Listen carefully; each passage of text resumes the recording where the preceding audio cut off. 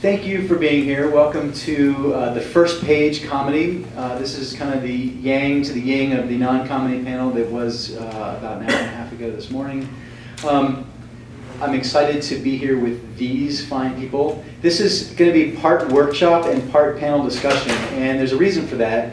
We're doing kind of the workshop part because it becomes a springboard for dialogue, and hopefully some of the things that we talked about during the feedback session of the first page of these comedy web series will then be things that we can talk about throughout the panel as well.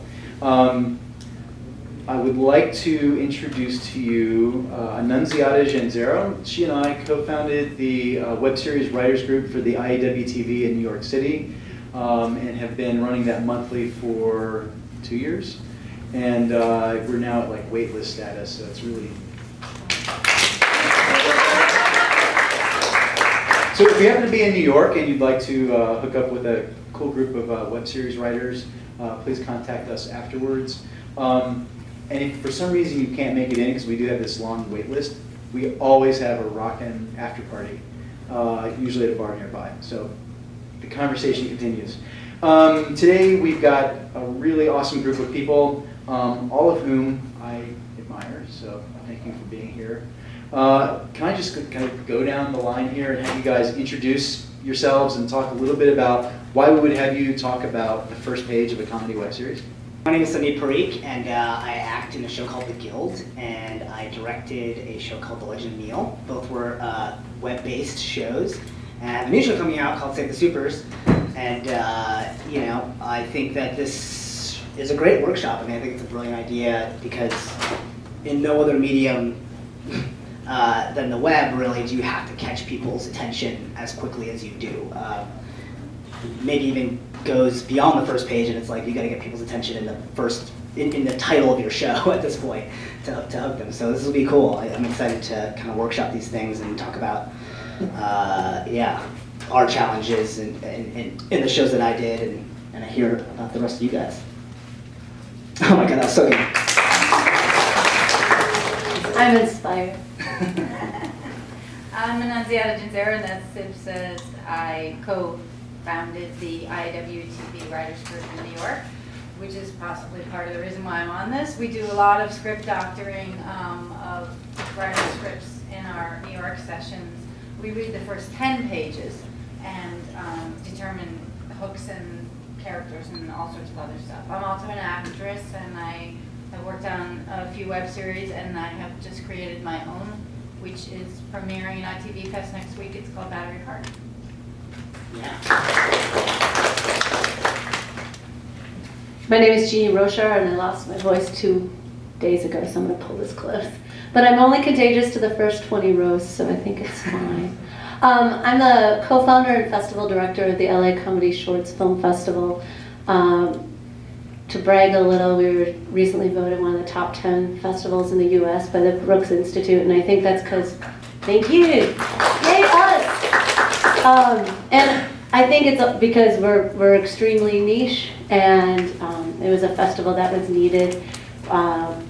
We just had our 4th year. We're sponsored by Funny or Die, and we've been sponsored by Adam.com and The Onion and Fremantle's Atomic Wedgie.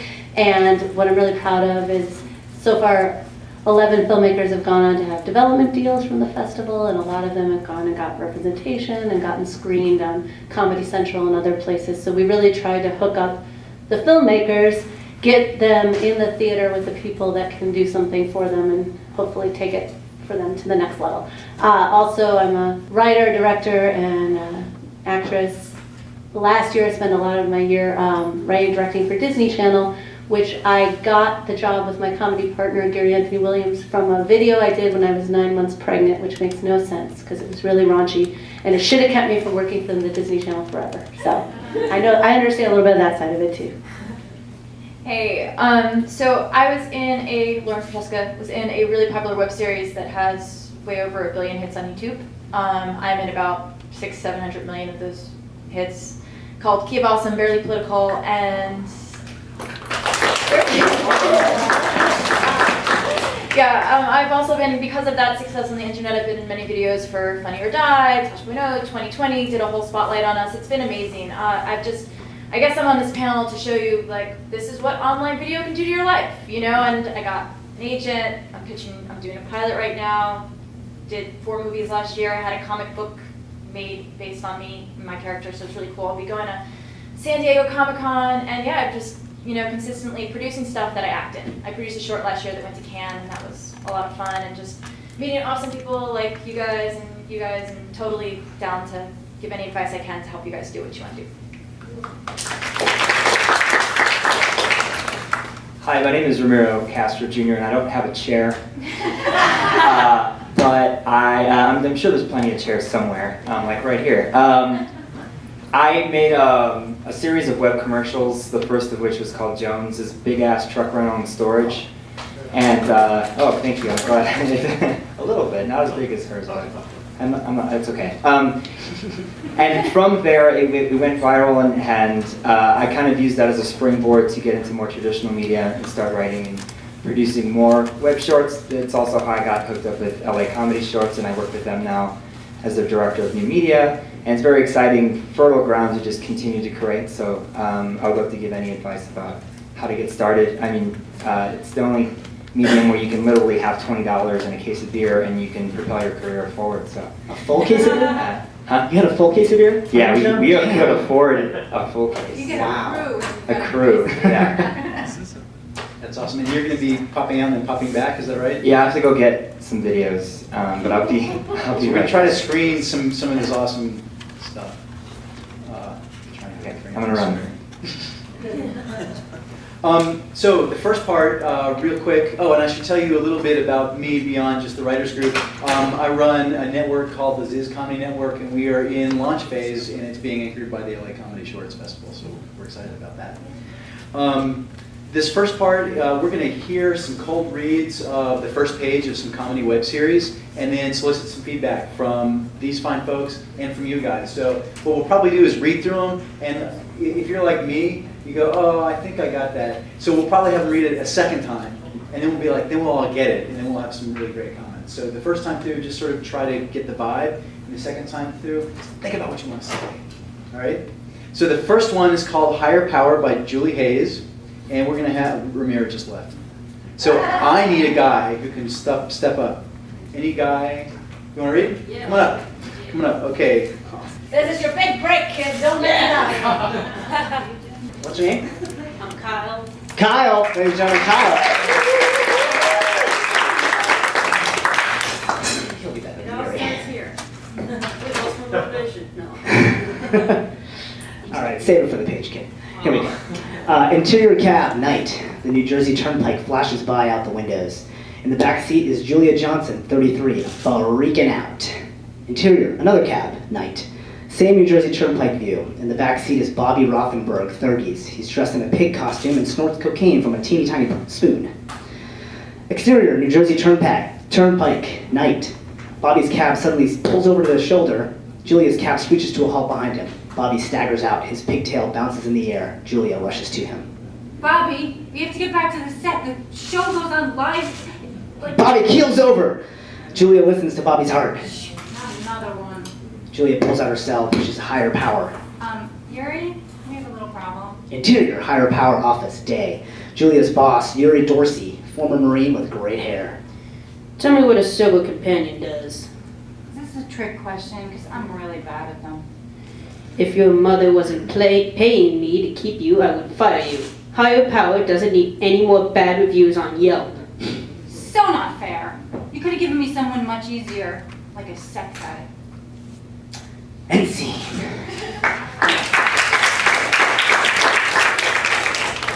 Okay, now invoking executive privilege. Would you please read that again? Oh, okay. Oh, do it differently this time. Interior, cab, night.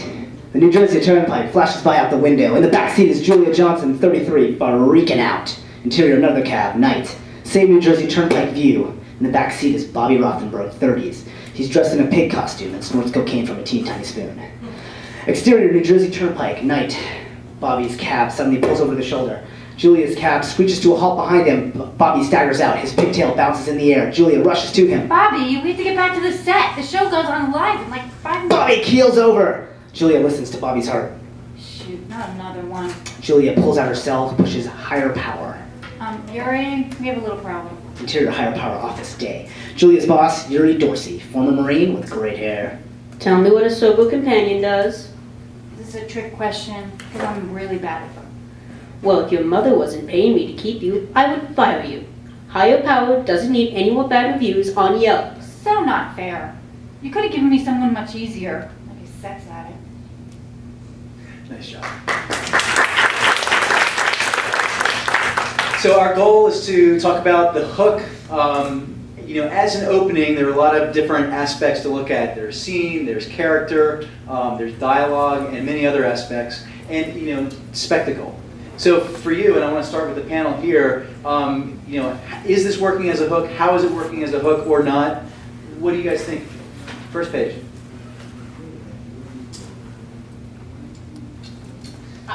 I like that it goes right to the accident, so we don't really, it doesn't leave us any time for imagination, that all of a sudden you want to know what happens. Yeah, I think you're definitely wondering, who these characters are and what they're about right away. And that there seems to be, anytime someone's keeling over because of too much cocaine from a teeny tiny spoon, I feel like you're wondering at least how it's worth another 20 seconds of watching the show, assuming that this is shot well and it sounds good. Visually, I definitely like that the character is in a pig costume immediately, because I think that, especially if that's going to be our thumbnail, that's going to make me wonder what's going on there. So I think that's a great image to start with. I'm not sure about the title being something that's going to compel me to click on it, but Right. I definitely like the imagery in the beginning. What do you guys think? As a practical purpose, I don't understand why there has to be two cabs, when if you could put the sober companion in the cab with the guy in the pig costume, you could see the reactions and have them playing off each other until the cab pulls over, the pig falls out, and the sober companion is calling the higher power. So if you were to rewrite it, you would put bring it down to one One cab. cab, and it's cheaper to film, and it's easier. And you have the opportunity for the two performers to be working off each other. Okay. As a hook, and are you motivated to continue watching this episode, or are you at the place of Plank? Well, it asks a lot of questions. There's a lot of things. Why is he in a pig suit? Who's this girl? What's their relationship? Why are they in two taxis? And it's provocative enough. There's enough sort of sexy things going enough. You're going to stick with it to find the answers on all those questions. But if you're just like, there's too many questions, you like, screw it. So- You got the right side of that. So you feel like it has the right balance of it's asking the right amount of questions, kind of thing. It's not overwhelmingly confusing. It's like it's provocative enough that you're like, okay, I want to see who this guy is and what he's about, or who this female is and what she's about, and how she's going to save this dude or whatever. Yeah. The trick is if you can shoot it to get through it as fast as you read it. Because really to show a taxi and show another taxi and show all these things happening takes longer than just to read those words. If you can get through all that action that fast, then I think you held on to everything. So for the people in the back, the comment is, there's a lot of things going on. There are two taxis. There's a lot of things to show, and if we could do it as fast as it was read, then it feels like it might work. And if you can't do it, if you can't shoot it and show it that fast, it may not. Did I capture that? Okay.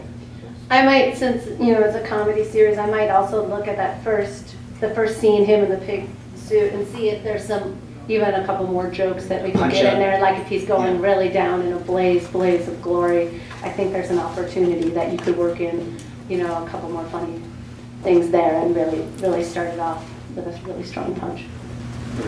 I agree with what she just said, because if you had a little bit more of it being hyperactive in the beginning, then the punchline of dealing with sex addicts instead, because sex addicts are, promiscuous, like, egregious people, then it would be funnier comparing. Because, like, the visual I'm getting of him just snorting coke, I'm like, not that interested in the character. So the Coke in the pig costume, not enough. You need more. No, I would want, if he's in the pig costume, it would be funnier if you, because it makes it sound like he's just snorting the coke instead of like being all hyperactive and crazy and like all over the place. The spoon is teeny tiny, And just to be fair, but your comment was also bring the sex addict thing into the pig snorting, the coke snorting pig.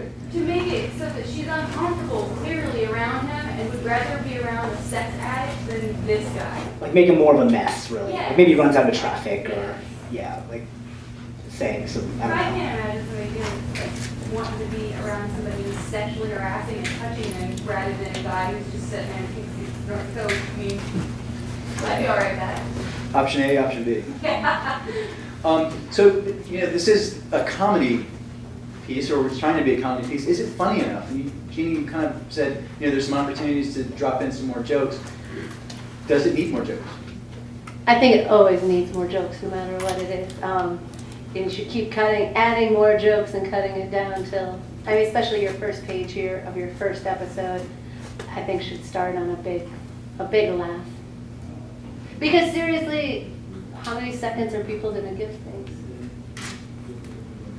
Yeah, I mean, it's tough because it's like you don't have, there's not much real estate here to necessarily add a bunch of like really clever like topical bits, or or really, because it sort of depends on the performance. It's tough to say. For me, if him keeling over, and if he collapses in the middle of traffic and he's whatever, if it's like really ridiculous and absurd, then I think that could be a funny visual beat.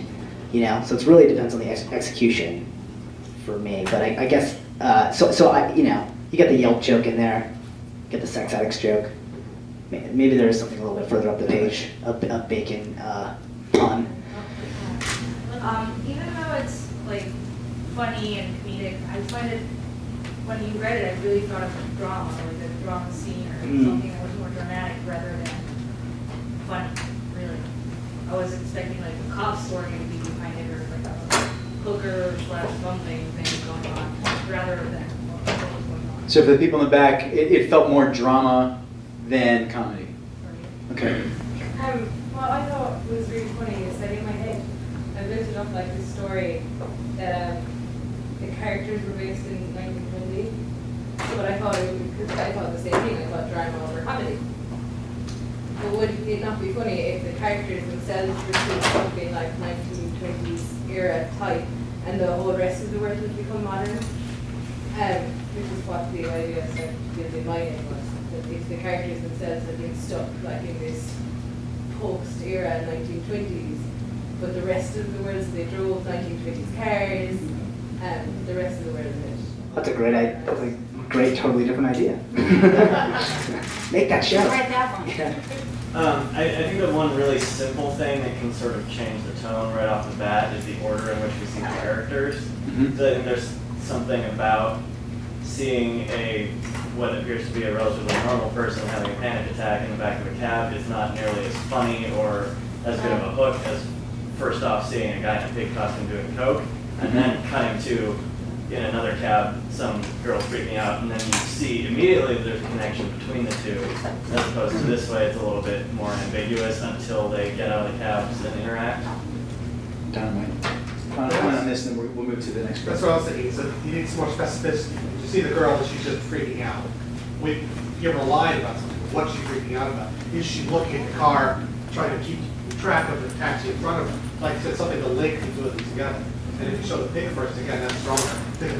Comes out of the pig costume on, you open with that. And then you can kind of see the other taxi, so it starts with him and then brings her in. Dynamite. So some great other thoughts for the writers. Real quick, I think it's about the character, like who's the character focus? Like I feel like this is it's almost, the comedy's in the pig character and his costume. That's where the comedy is. But is it focusing on the woman taking care of him and her backstory and her mother got her the job?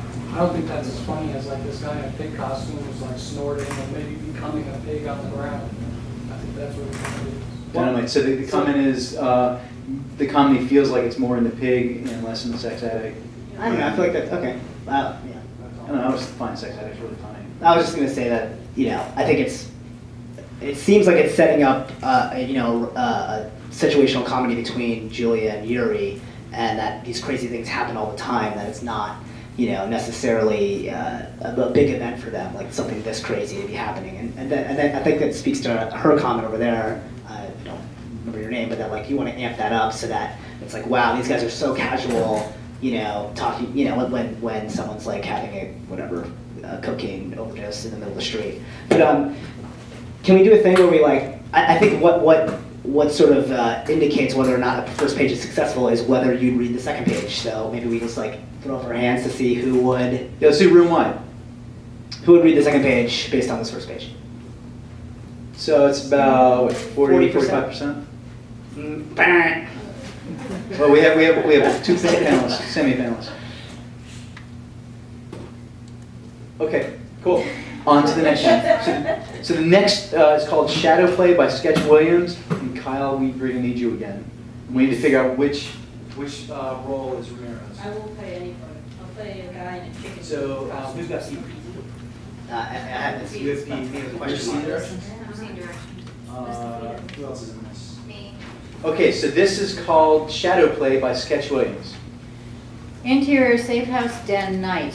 Pete Pazanowski, mid-20s, unassuming, inspects himself in the mirror, taking note of his shadow cast on the wall. You put on weight? Told you to stop staring at my ass. You have. This feels like a pot calling the kettle situation. Frickin' winter weight. Been all the turkey and fruitcake. How can a guy be expected to keep this figure? And here I thought being a Chubbles was genetic. Pete stares at Shadow. My genes are your genes, Tardbot. Toadbot? I like that.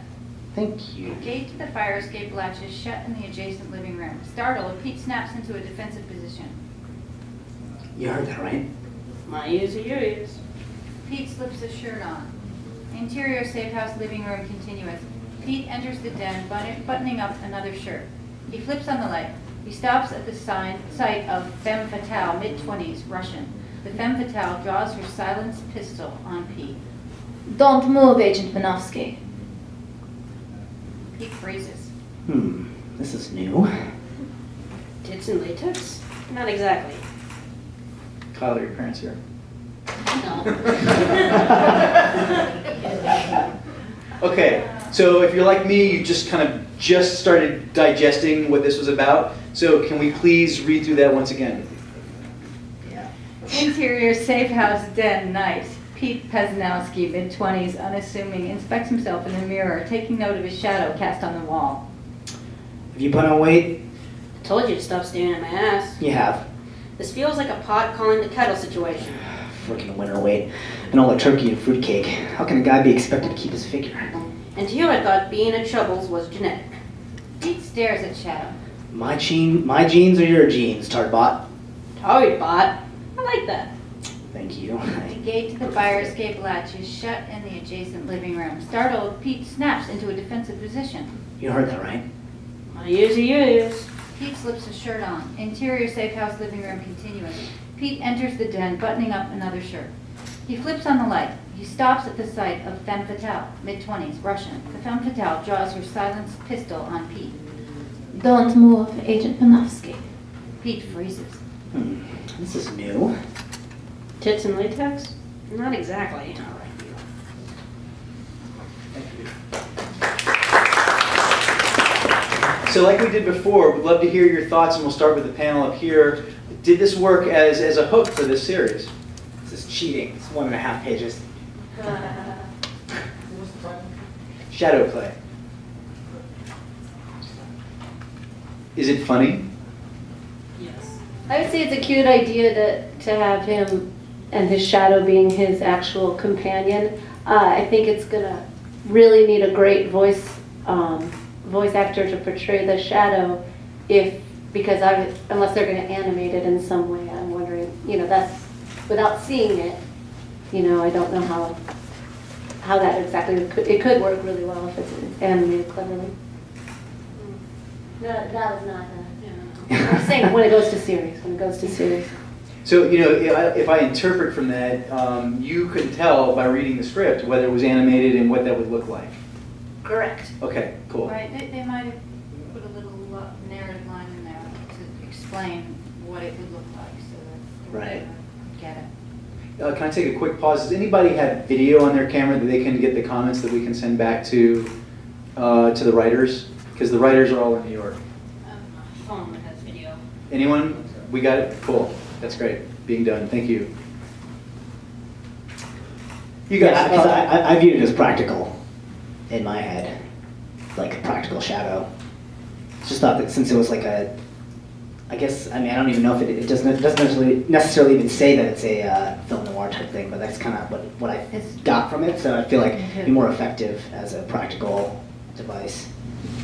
Well, I thought that with, he kind of has like, he's talking to himself a little bit because it's his shadow, and like that would make for something good, like his thoughts to himself, and you show that guy with his shadow, he's talking to it, and that would make for a good series. Because I think it would help describe things more, and like, I thought it was really funny too. So you would watch it? I would definitely watch it. Kyle, how old are you? I'm 14. 14. That probably describes why I'd watch it. And knowing the writer, I think you're his target audience, to be honest. I mean, if I was in it, I'd watch it, but you know, not just because I'm in it. I'd watch it. The script's funny too. Okay, if you were in a web series, would you watch it? Okay, cool, very cool. Did this work for you? Are you hooked? Are you interested? Would you go on to the next minute, or would you hit the next video button? I've seen some shaking heads. Yeah, I think it's certainly a really cool idea, like talking to your shadow. And I mean, I've never seen that like that. Maybe it's happened, but I've never. Peter Pan? Well, Peter Pan, but he wasn't talking to the shadow. Talk. That's true. You know, he's always trying to chase it, but to have a conversation and be a character, I think it's really cool. And I don't think it is what's going on in his head. It seems like it's a different guy. Like, it feels like these are two different guys. And I think if they went with that more, and I feel like it was a little, I mean, the writing was definitely cheesy. Like, it's hard thought. If this guy's been talking to a shadow, probably this isn't the first day he's talking to a shadow. Like, he shouldn't be in on the joke. It's like, it's too jokey. It's like, oh, I'm gonna call you fat. Oh yeah, well, you're fat too then, because I'm your shadow. Did you hear that? I'm your shadow. I hear what you hear. It's all like they would have established that years ago if this was a continuation. So I feel like if they relied less on the jokiness about, oh, I'm talking to my shadow, that's really funny. Like, make it more real, you know? Like, what would you really say, and what would the shadow really say? That's like, great. I'm going to give it a quick order because we've got like 4. So 1, 2, 3, 4, 5. It was actually the jokiness between the guy and his shadow that I really liked. Because, I mean, if you have a friend that you've known forever, like, you guys have kind of inside jokes and things that, like, they'll say something and you're like, yeah, this really obvious thing that we've been over a million times before, but obviously I have to say it again. And, I don't know, it seemed natural to me, kind of, just like people who've been together forever, just, you have to rehash those things over and over again, because eventually you do run out of things to say. And then there's just... So counterpoint, the first comment was, you know, it seemed a little like in-jokey about the fact that it's a shadow, and the second follow-up comment being, well, I kind of like that. Did I summarize that, guys? Yeah. Okay. I kind of think that the comedy, not to sound mean, but it's kind of cheap. Like, oh, you look fat, I'm fat because I'm fat. You know, I think it's kind of cheap and not really well thought through, because it's a great idea. I think that you talking to a shadow, having it as his sidekick is awesome, but it didn't really. It's like those movies that you watch and you see and you're like, oh, awesome idea, and it was really like written terribly. I'm sorry, I speak Spanish. So. Yeah. Okay, so you're coming back to the jokes seem stale to you? I'm trying to like phrase cheesy, it. Like, okay. It's been overdone, you know? Like when there's an alter ego that's yourself, it's, oh, you're fat, the same thing over and over. Okay, okay. I'm really scared to scream my new show to you. I would probably give the shadow a different personality, because I thought of this character as he's an agent, right? He's some secret organization, is involved with the Russian mafia or something like that, and I'll probably give this guy the special talent of being really super intelligent, solving crimes and everything, thanks to his shadow friend, which has a total different personality than him. Maybe it's all innocent, saying things in a positive way, and the shadow can be a little bit sarcastic, always making jokes about his clumsiness and everything. That would give like a really good contrast between characters. I agree. Yeah. So for the people in the back, basically the characters don't seem contrasted enough. No, They're both kind of sarcastic. They're both picking on each other, and you kind of want to clear. Pete's a little bit more of a dumbass on his own, and then his shadow is like maybe the smart, sarcastic one. I think that's a great note. Dynamite in the back. I thought that as a whole, like the two characters would be really funny to see in different situations together. Like if they are involved in serious situations with like guns and dire situations, it'd be funny to have them argue between each other and not be able to make decisions or something like that, and contrast each other in those situations. So just so I can play this back and make sure I can relay this to the writer correctly, you'd love to see them in dire situations where they argue over stuff. Yeah. Okay, cool. Okay. I know there's like a big trend where like gender identity and whatnot is. There's a push towards having lots more people who have different sexualities portrayed on television. I thought it was interesting if his shadow was, it was a male, like his actual shadow, that it was a female voice. And so instead of arguing with himself, which we've all seen, and like you said, you would like I've already established that, it would be like a part of him that is has a different way of looking at the world, arguing back with him. And so I don't know. I thought So if I can play this back, because it sounds similar to this other comment about wanting to have different characters. So this was sort of a suggestion of maybe like a gender change for the one character might be an interesting way to do that. But I think it comes back to you'd like to see really distinct, different characters in those two characters, what I right? wanted was to engage more the audience, because if you have a guy who's looking at the femme fatale and he's like, it's like James Bond, he's looking at the Bond girl, whatever. Okay, well if you have another Bond girl that's like in his head being like, well, all right, this could be interesting. Then you're engaging maybe more people who might not have cared before. Cool. Real quick, because we got another script and then we got the panel part. So real quick, I'm going to pull Sandeep's little stunt. Raise your hand if you would watch the next minute. Cool. Not quite 40%.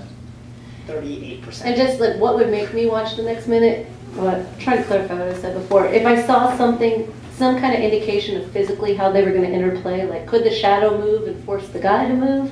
Like is there something beyond just a camera on a flat shadow? That's what I was trying to say before. Or is it a really interesting character, like if you imagine Adam Carolla's voice as the voice of the shadow, or something like that that would pull me in. More narrative. Awesome. So we're going to jump to the next script, and we will continue this conversation just a bit. The last one is called Superhuman by Michael Field and MJ Lougheed. And Ramiro is back. Kyle, thank you very much for sitting in.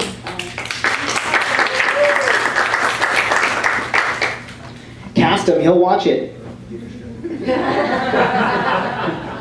I'm just saying, all these scripts look good. He's so humble.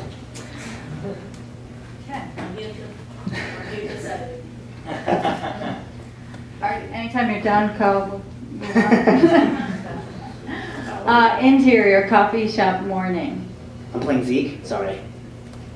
Is that right? My names are question marks on them, so I don't know. Okay. Zeke and Okay. Pavel. That'd be me. Okay. Interior coffee shop morning. Pavel sits at a table, morose, stares out the window. Zeke, his friend, sits across from him. Bro, cheer up. No, I want to wallow.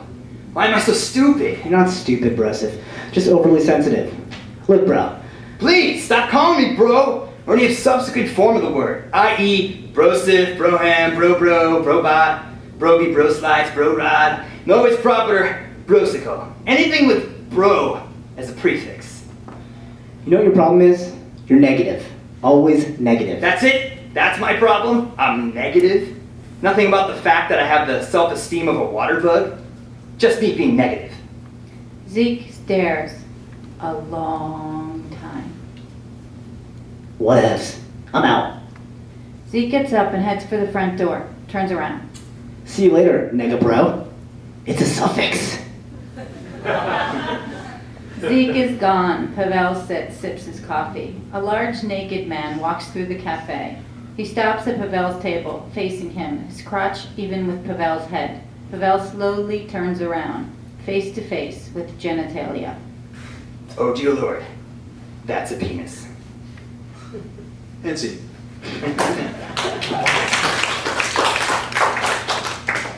Okay, now that you've kind of gotten into the vibe of this piece, let's hear it one more time. Think about what your thoughts are. Does it work as a hook? Ready? Interior coffee shop morning. Pavel sits at a table, morose, stares out the window. Zeke, his friend, sits across from him. Bro, cheer up.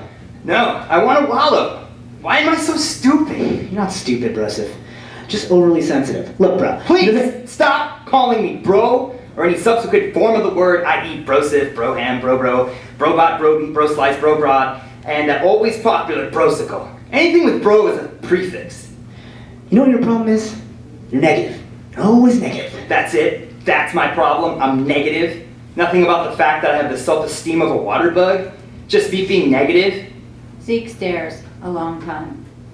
What ifs? I'm out. Zeke gets up and heads for the front door. Turns around. See you later, nega bro. It's a suffix. Zeke is gone. Pavel sits, sips his coffee. A large naked man walks through the cafe. He stops at Pavel's table, facing him, his crotch even with Pavel's head. Pavel slowly turns around, face to face with genitalia. Oh dear Lord, that's a penis. And see. Okay, for a first minute, what do you guys think? First audible laughter. Yeah, that's noted that we got our first LOLs. I think it's because they're characters that are rounded enough that you instantly get who these guys are. I think that this is the first set of characters for me that instantly I feel like I know who these guys are. I understand their characters, and that's why instantly they can make me laugh because they're formed characters and they're relating to each other with very with clever and realistic type dialogue.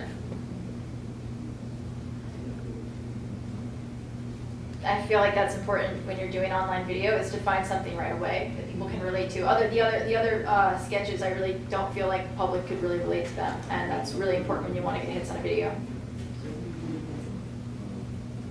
Yeah, I agree. I think bros are like, there's something about them right now. Everyone's making fun of them. So it's almost a meme in itself.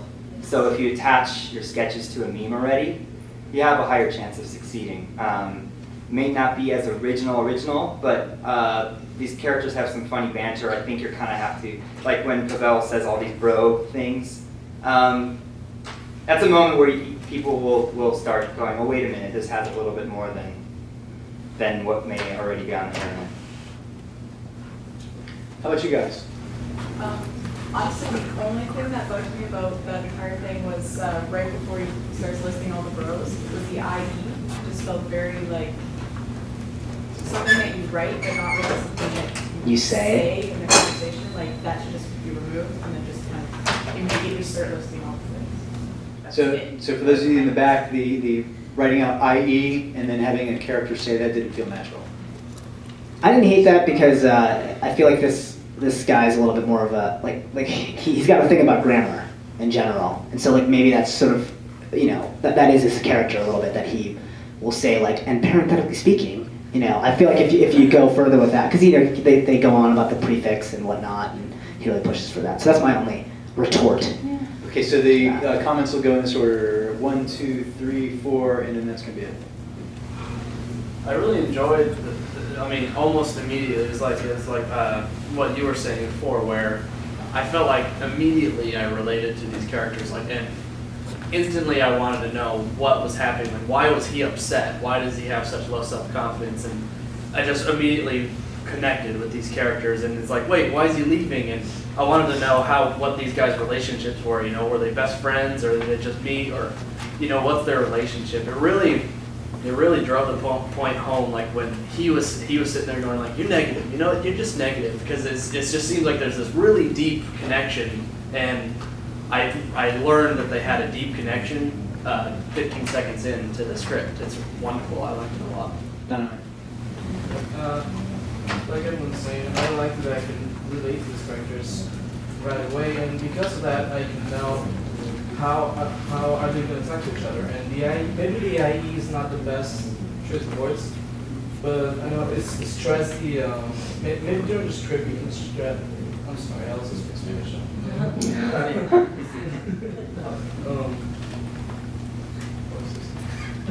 Maybe the AE was not the best choice of words, but you can stress out the example, right? Like nothing that it starts with a prefix. For example, and you should listen maybe like you're reading a dictionary to someone. You don't say IE, you say for example. Well, technically, to be a word geek, it should be EG. EG, exactly. I was just thinking that. Sure. So we're getting hung up on the IE. You know, the question is, does that pull you out of this piece? We did keep laughing. Throw it away. Are you- What's IE then? It's such as. Do you want to? It's Internet Explorer. Kyle is done. Kyle. Let's finish your comment. Maybe what we'll also get into is that because I know the relationship between these characters, I can tell maybe you're the skater friend who never got a job, that just rolls around smoking weed or whatever, and you're the very industrial guy that works in an office 24/7 and is always on his phone. And because of all that stress, you respond negatively to the comments. Dynamite over here. IE is in other words. I like the shock humor at the end, well, because like the oh dear Lord, that's penis. That just to me, that is the funny that I like because it's so like you wouldn't expect that. Like if you walk into a McDonald's, you wouldn't see everybody just naked. That's something like once everybody does. Unless you go to McDonald's where everybody's allowed to be naked. Then you would see that there. But no. But I like the shock humor and I like how it reflects like a Jersey, like they took, to me, everybody that says bro is destined for Jersey Shore. Just destined to be from there because everybody, like it reflects on nowadays. Like people will say bro, broski, brotosaurus rex, all that stuff. Which to me is annoying and they should learn grammar.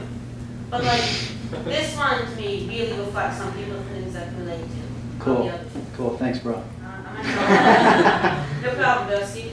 I just wanted to say I enjoyed this one more than the other ones, just because I guess because I'm the target audience, like it's young adults and people who watch Jersey Shore or college English people, and just like how you weren't expecting a bro to like express his emotions, because you're expecting like this macho guy who doesn't have like emotions, and then he starts gushing about how he feels insecure. So it was like a surprise.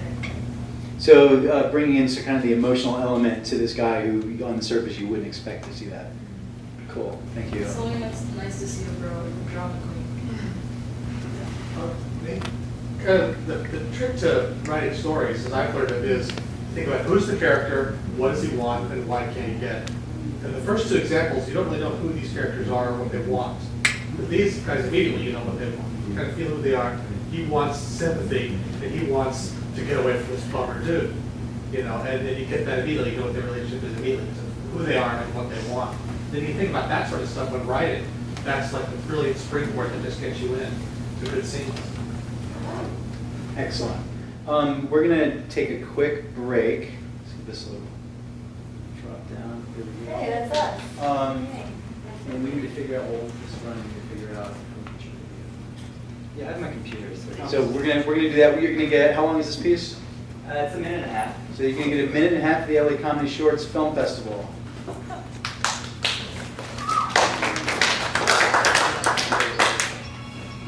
What you doing there, Billy? We're making a hilarious internet video so we can get famous.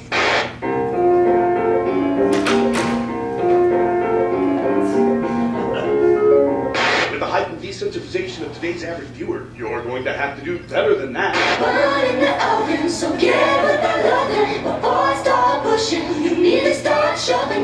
Just use the 3 S's of viral video making: short, shocking, and Sean P. Diddy Code. Okay, so we got Diddy kicking Quan in the balls while Giuseppe shouts shocking Italian-American quibbles. Oh, Stugatz, bada bing. It's the first in our hit series, Diddy Do That.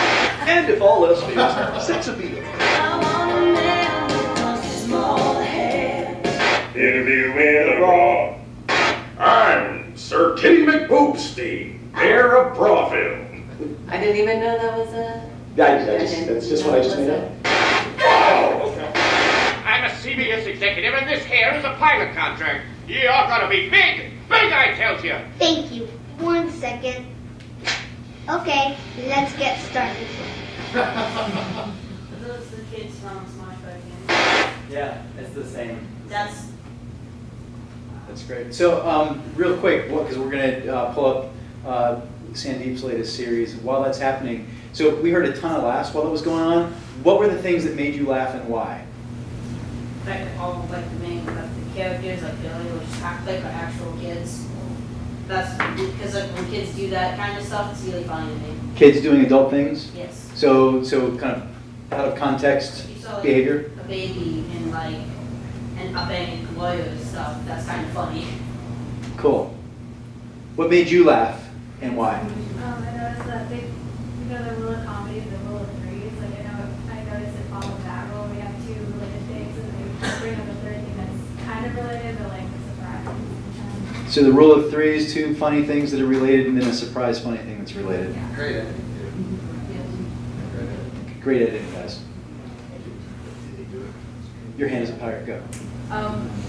Whoever just said, did he do it? That, the pun, I love puns, and the pop culture reference or whatever, that's fun. Sweet. You're just waiting. Oh. I'm kind of, what was that? Like, was that a short that I'm supposed to watch as like a user and there's more of those, or is that like just like a trailer of everything you just No, that's just a little compilation Okay. of our online. Okay. Yeah. Yes. Yeah, I kind of feel like if it would have gone on, I mean, it's great as a compilation. It shows exactly what it is. It's all really like great production value and everything. I think if it would have been longer, I would have probably been overwhelmed because it's so much boom, boom, kind of raw, this, and over. So, but I think it was great length and yeah, good. Really professional looking, sounding. Cool, and I think we're like, how long from getting Sandeep? 4 hours? Cool. It's a couple minutes. I have another one here. It's my own. We don't want to move into the panel part because we've got like 15 minutes All right. left. I want to be able to do that and have the conversation as well. There were a number of things that we could talk about based on what we talked, based on our dialogue around the pieces that we just heard. One of the things that we talked about this morning was about how, spectacle, the need for spectacle may be changing, and that was particularly around non-comedy, and that stuff was a lot of narrative stuff. I'm wondering, how do you guys feel about that today with comedy? How necessary is spectacle? For your first minute. You just mean like big production value? Big production value, but that the purple horse, the thing that makes you really go, I haven't seen that before. Right. I mean, I think for comedy, it's really about, to me, the actors and their performances and their relationships and whether that they can make that dialogue sing. So I mean, whether it's it could be two dudes on a couch, and if it's really funny and clever and a totally different take on something, I feel like you don't necessarily. I mean, that's the nice thing about comedy is that you can get away with lower production values because you can make comedy out of that. I mean, one thing that I tried to do with Legend of Neil, where we had to build the entire world of Zelda on a shoestring budget, was, okay, we're not going to have, we can't shoot necessarily inside of a real cave, so let's make cave walls out of paper, and then not worry about the fact that they'll get pushed around or blown by wind or whatever. Like just kind of play with that in the piece and create comedy out of that. So, I mean, you always want to show something new and different, and but at the same time, I think use your limited resources to your advantage. Yeah, I like using spectacle things in sketches and making things different. I mean, there's so much sketch comedy out there that's people have seen the same of all the time, and it's it could be relatable, it couldn't be relatable, but when you're seeing something that's out of the ordinary, that'll really be ingrained in people's minds. You know what I mean? And make people want to share it. That's the biggest thing is you want people to share your content, and that's in order to continue to make content, to get budgets from people for content, it has to be popular. So I think skeptical is a good way to use in variations in some of the stuff, and just to have variation in what you do. Well, Lauren, how are the rules, if they are different, between comedy and non-comedy? It's kind of like apples and oranges. I feel like, you know what I mean.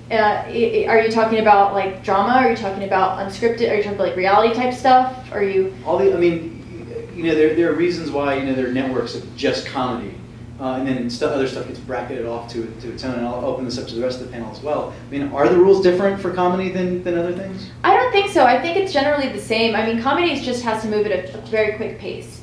You know what I mean? Like people get out of it really quick, and there's timing and there's beats that you have to think about when you're doing comedy. You know, that's specific for comedy. But I mean, in general, when you're doing anything, you have to think about the lines, think about how you're delivering the lines, and think about the moments. You know what I mean? It's all about the moments and being able to relate to the moments and relate to the people in the scenes with you. Yeah, and I think at that to that end, whether it's drama or comedy, it has to come from your story and your characters and something that is natural to your voice. And if it comes out of that truth, you know, then I think it's viable. Like, I was pregnant and we did want to make that, you know, it still came out of a truth, and it is a spectacle, and it never stops going around because it is a spectacle, but it still came out of the truth of me reacting to how people treated me when I was pregnant. So I think you can go there, but if you're just putting in a penis, like flopping penises all around to make a spectacle, but the story's not under it to support it, yeah, you should support. But then I think you're just going to have some penises, but not a lot of comedy. I love that comment. I mean, yeah, story is king, and doing something authentic. People are so sensitive to when people are being false or trying too hard. That's the first turn off for me when I watch a new video online or someone sends me something. I'm like, wow, these guys are really trying to force their comedy upon themselves. They're trying to be something that they're not, and it's just it rings false so quickly, and that's what makes me click away in a heartbeat.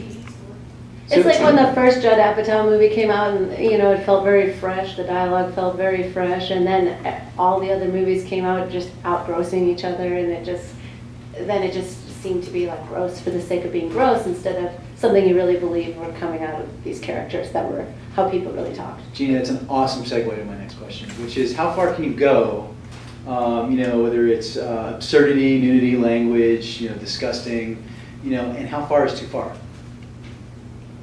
I think if it's supported again by the story, I think that there's very few limits beyond what is morally questionable. I would say like things, obviously for me, like as a festival programmer, if something is just, racist or doing really harmful humor, then it's going to turn me off. But beyond that, if it's story supported, I mean, I think you can get away with nearly anything.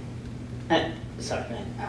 I was gonna say I agree with that. Like if you look at the show Girls now that's on HBO, I mean, it's pretty out there. You know what I mean? There's stuff going on in that show that I wouldn't, I definitely wouldn't put on my YouTube channel. You know what I mean? Yeah. But it's all about your audience, and it's all about the demographic that your audience is. So. Yeah, I think it goes back to that being honest question. I feel like it's I as a creator, I sort of think about that all the time, and we had The Legend of Neo was about a guy who masturbates himself into Zelda. I mean, it's so we definitely pushed the boundaries, and I think we lost a lot of people on that hook, but we also got a whole bunch of people involved in because of that hook. Ultimately, my rubric or my algorithm for deciding whether or not I'm going to keep a joke in, whether it's too offensive, is does it make me laugh? Personally, does it make me laugh and my co-writer laugh? And then ultimately, I sort of bank on the knowledge of like, I'm a good person and I'm not racist or sexist or hateful.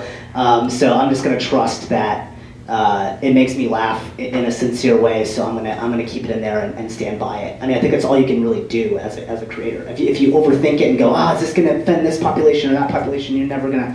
You'll make something too vanilla or too bland and insincere. I have this video I did. It's about the 3 R's: rape, racism, and rage. They're like places that you kind of don't want to go in comedy, So I look at those 3 things, and I try not to cross those lines. That's good. The 3 R's. The 3 R's. So I'm wondering if you can describe for us your least favorite opening for a web series that you liked. And I sent this question out ahead of time. Our least favorite or one we The least liked? favorite opening for a web series that you liked, and how did the web series overcome the bad opening? Oh, I thought we were looking at our favorite opening for one. Well, let's hear that.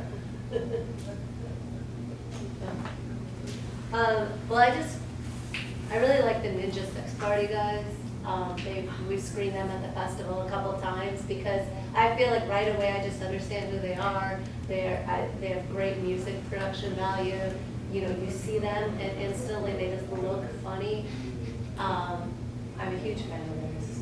And I saw last night you did a thing with Yeah, them. I just actually filmed something with them. They're awesome. I love them. So yeah. I mean, I like College Humor. I don't think it is. Yeah, I really like working with College Humor guys. Yeah, they're awesome. They're very funny. They're very to the point. You know, I mean, the best thing about YouTube videos and people that are successful that you see within the first 15 seconds. You know, if you want to watch it or not, and the people who are successful usually it's those first 15 seconds where you see it. Dynamite. I like to, can I ask Lauren a question? Please do. Like, is there any series that you started that you thought would be really popular that was just totally, because we've had that too, like where we've even had famous people and it was funny, but it wasn't enough. I mean, there's so many things. I did a movie last year with Dan Fogler, and you know, he was just asking me like, what are the things he could do? Like, he had a really great show that Adam.com bought, and it didn't get bought because the social media, the views, the hits weren't reaching the numbers. And he was asking me, well, what can I do? And there's, you know, it's not really what you can do, and that's the problem. Is like you can have an amazing project, and you can think it's amazing, you can be wonderful, but you can put it out into the universe, and then it's, you know, no one's going to watch it, no one's going to share it.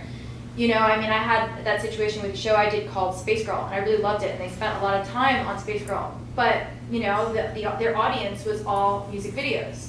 You know, and this show that we spent probably like 6 months in post doing all the After Effects and whatnot, you know, didn't get renewed, which really sucks. You know, but then now they're looking to do it on other outlets. You know, so it's really everything really goes down to your audience, and is the audience on your specific outlet gonna like it or not?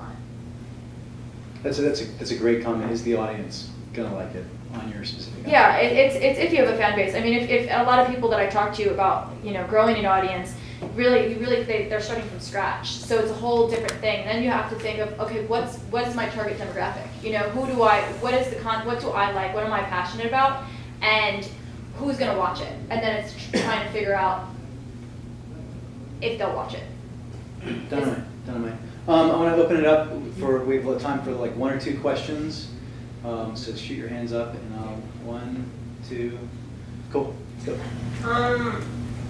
I have, what to you is like, if you started a comedy web series, what's the key thing that you have to have no matter what? What's the key thing that you have to have no matter what Sound. when you start a comedy web series? I know that, I meant like in the script, like what do you have to have? Besides jokes.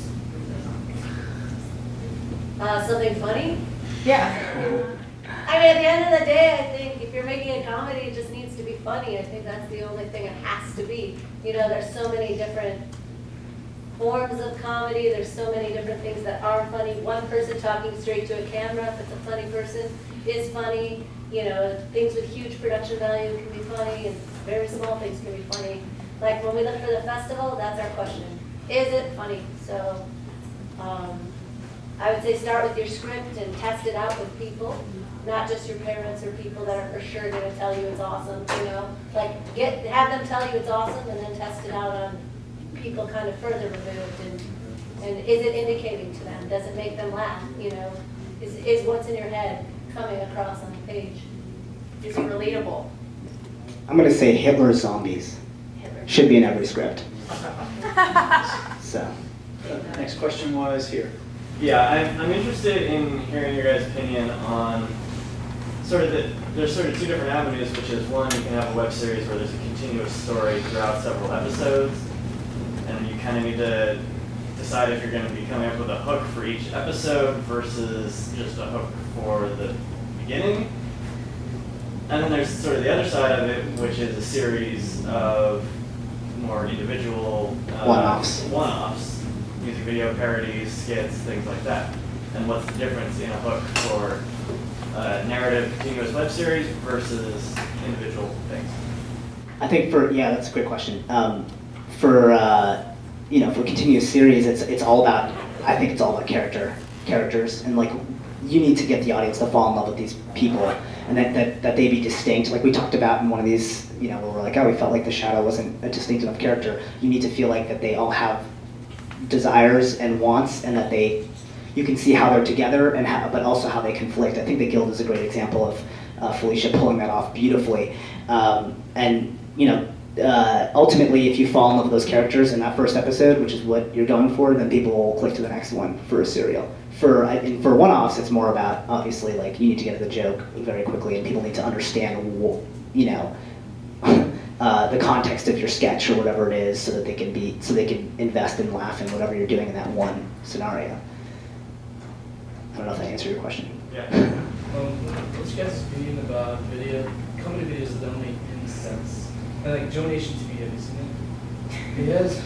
it? There's one joke in this video that says, how much is supposed to pull purple because you haven't like carrots. Like right. And so like anti-comedy stuff.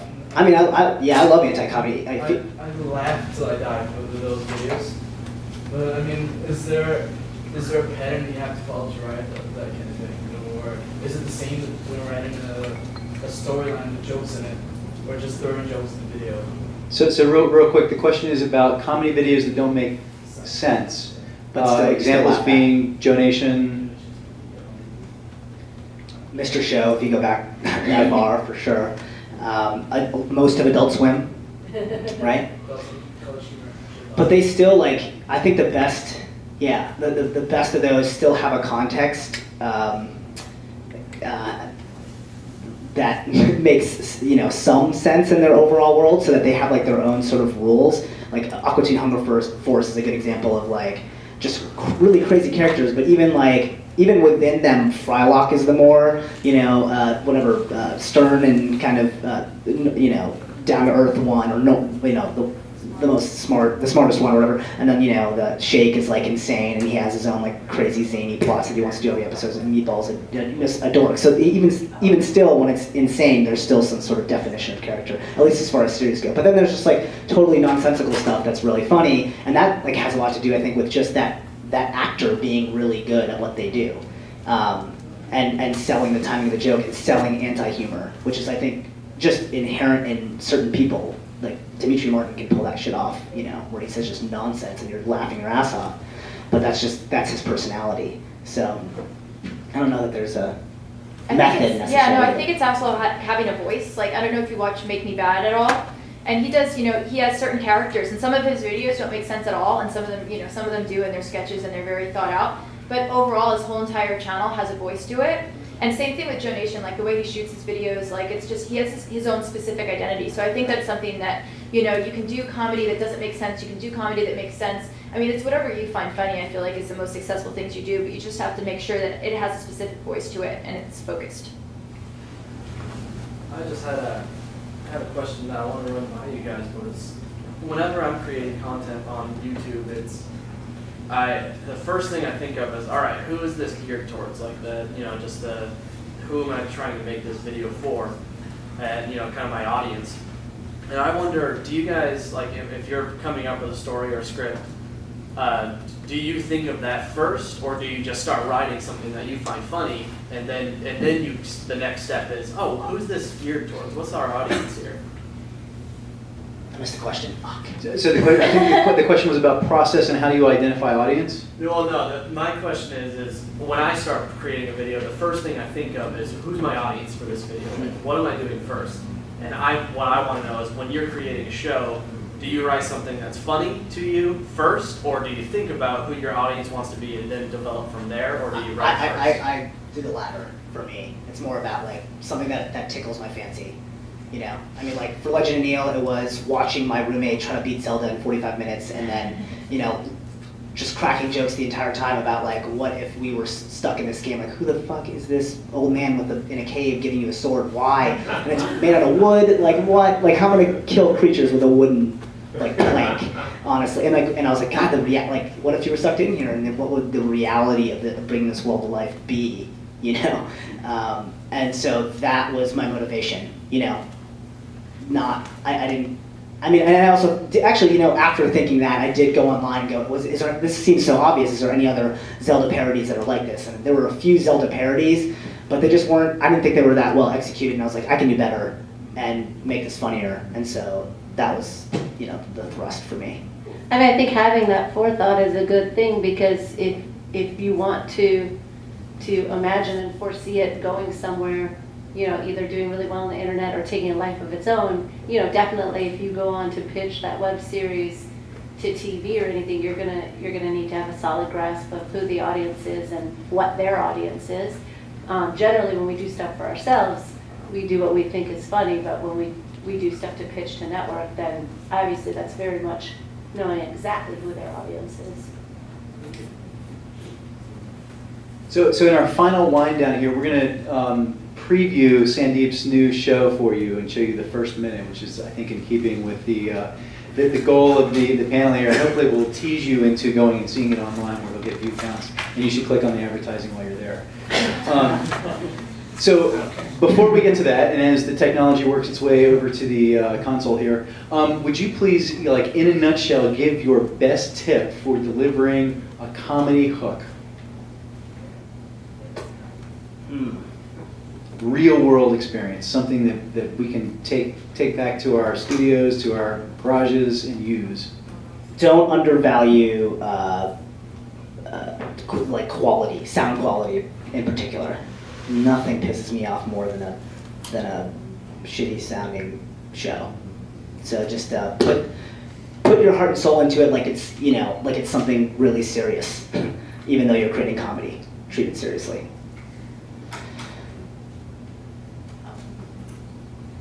I want to see something I haven't seen before. I've seen so many zombie films in the last couple of years. It better be a really new kind of zombie. Jeannie, how many things have you screened in the last 3 years? We screen over 800 a year, so thousands at this point, and over 800 scripts a year too. My eyes are really tired. Editing is really, really important. It could change the whole entire timing of what you're doing. So when you're doing it, don't cheapen when you're supposed to edit it. Also be relatable. That's huge. Those are great tips. Oh, just speaking to editing real fast. Show it to people. Show it to other people that don't know anything about it a lot before you decide to put it out in the world, which is what I'm going to do in my show now. No one else has seen this. This is... Well, we're running into... Uh-oh. No one will ever see my show. Tell them where they can see the show, because I think we're going to give it a little whirl here and see if we can get it. Okay. In the meantime, where can they see the show? What is it? So it's called Save the Supers, and it's about, we were lucky enough to get access to the Superforce headquarters, and they allowed reality cameras into their very secret and hallowed gates. And so we filmed them and we churned out 7 episodes, and it's going to be on my damn channel. And it's sort of about the reality of superheroes and what they're going through in this horrible economy, and their government budget has been slashed terribly. And we follow their trials and tribulations. It was a lot of fun to put together. And when is this coming out? It comes out, we're going to premiere at Comic-Con, so July 11th. It'll be online, the first episode, at my damn channel. Sweet. And Ramiro, do we have a thumbs up or thumbs down? Is there a chance? No, it's not going to happen. You're just going to have to go to Comic-Con. So many cool. We're going to invite everyone to your house, right? Yeah, man, this is a bummer. I really wanted to see your reaction to it. Yeah, we wanted to see it too. There's no... How much more time do you have? None? None. We're out of time. None to none. Okay. But what you can do, if everybody wants to come and sit around this computer in the corner, we'll maybe take it right out in the hallway, and like you can actually get a preview screening. Why not? And there are enough people that like once or plenty of you can see it the way you see it online. Whoever wants to. Guys, thank you very much. It's been a pleasure to have these people I admire on this panel.